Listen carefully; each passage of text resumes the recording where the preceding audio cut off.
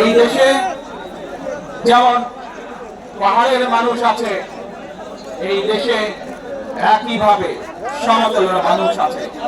এই দেশে মুসলমান, বৌদ্ধ, খ্রিস্টান, হিন্দু সহ বিভিন্ন ধর্মের মানুষ বসবাস করে।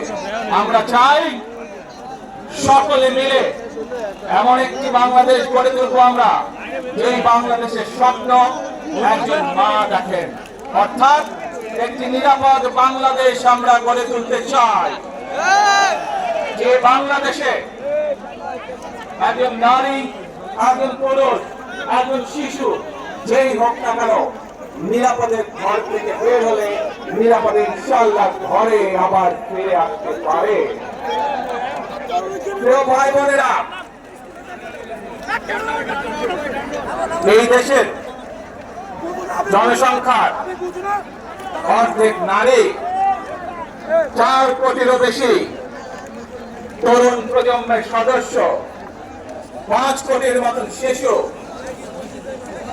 40 লক্ষের মতন প্রতিবন্ধী মানুষ রয়েছে, কয়েক কোটি কৃষক শ্রমিক রয়েছেন।